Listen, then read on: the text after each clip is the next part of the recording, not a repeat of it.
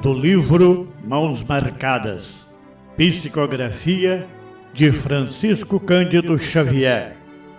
Senhor, enquanto o tempo se renova nos vastos horizontes deste dia, aspiro a ser, onde me colocares, a lembrança da paz e da alegria.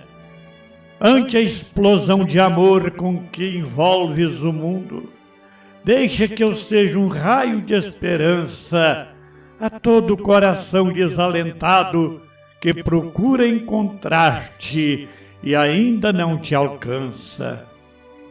Que eu tenha os próprios braços no socorro à penúria de todos os matizes. Entretanto, Senhor, faze de mim também a palavra de fé, levantando na estrada os tristes e infelizes.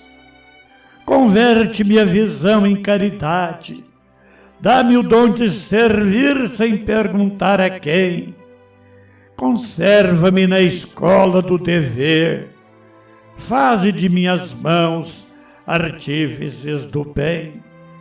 Ampara-me, Senhor, para que me transforme na seara da vida e seja com quem for, num singelo canteiro de trabalho, a bendizer-te a luz e a florir de amor. Maria Dolores.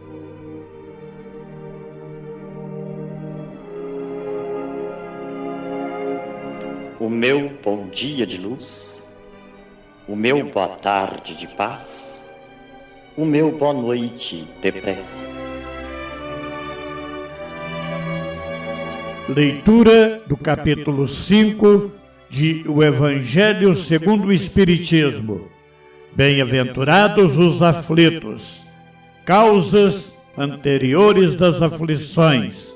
Item 9.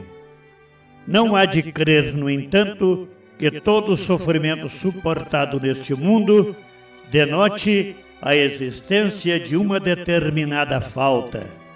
Muitas vezes são simples provas buscadas pelo Espírito para concluir a sua depuração e ativar o seu progresso. Assim, a expiação serve sempre de prova, mas nem sempre a prova é uma expiação.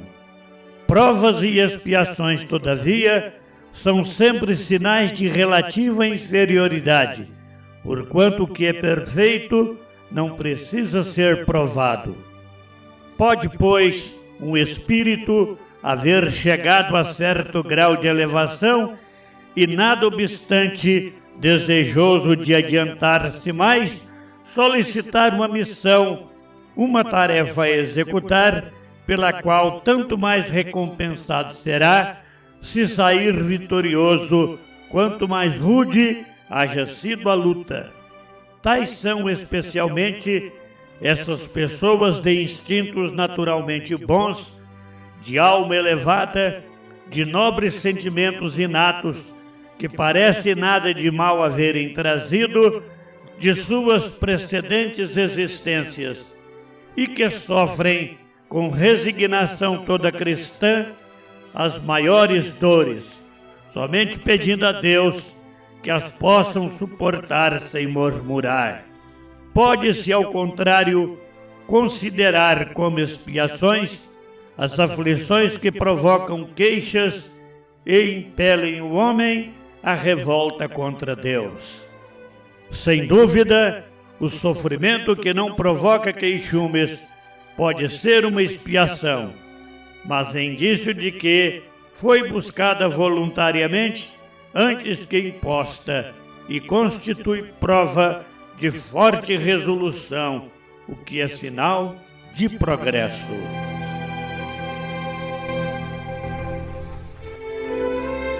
Livro dos Espíritos, segunda parte, capítulo 1, dos Espíritos, origem e natureza dos Espíritos, pergunta de número 79. Pois que há dois elementos gerais no universo, o elemento inteligente e o elemento material. Poder-se-á dizer que os espíritos são formados do elemento inteligente, como os corpos inertes o são do elemento material? Resposta: evidentemente. Os espíritos são a individualização do princípio inteligente, como os corpos são a individualização do princípio material. A época e o modo por que esta formação se operou é que são desconhecidos.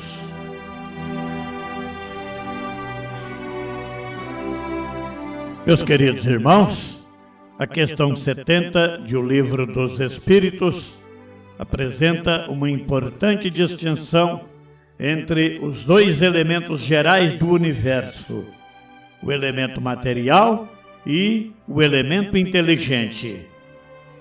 Allan Kardec pergunta se, assim como os corpos materiais são individualizações do princípio material, os espíritos seriam individualizações do princípio inteligente? A resposta dos espíritos é clara: evidentemente. Isso significa que o espírito não é uma parte de Deus, nem uma simples emanação da divindade. Ele é a individualização do princípio inteligente, assim como o corpo é uma expressão individualizada da matéria. A doutrina espírita, contudo, reconhece que a época e o modo como essa individualização se processou permanecem desconhecidos. Há, portanto, uma sábia atitude de humildade diante dos mistérios da criação. O Espiritismo não pretende responder a tudo aquilo que ainda escapa à nossa capacidade de compreensão.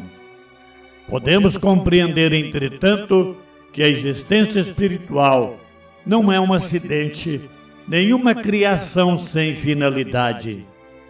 Cada espírito traz em si o princípio da inteligência e está destinado a desenvolver-se através das experiências e das múltiplas etapas da evolução até alcançar a perfeição. Assim, a questão 79 nos convida a refletir sobre a nossa própria natureza. Somos espíritos imortais, individualizações do princípio inteligente, temporariamente ligados à matéria para aprender, crescer e progredir. A vida corporal é, portanto, uma etapa de nossa jornada e não é o fim da existência. Ave Cristo.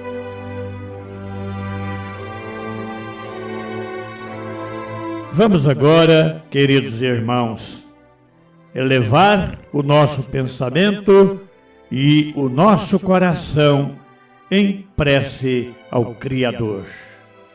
Oremos.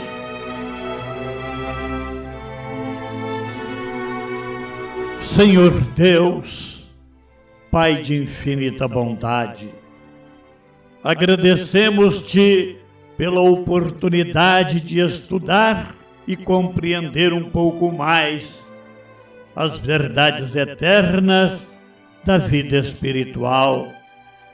Ensina-nos a reconhecer em nós mesmos e em nossos semelhantes a presença do princípio inteligente que nos torna espíritos imortais e destinados à evolução.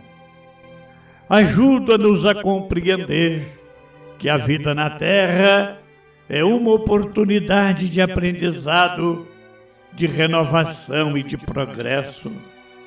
Que possamos utilizar a inteligência que recebemos para o bem, para a prática da caridade, para a compreensão e para o amor ao próximo.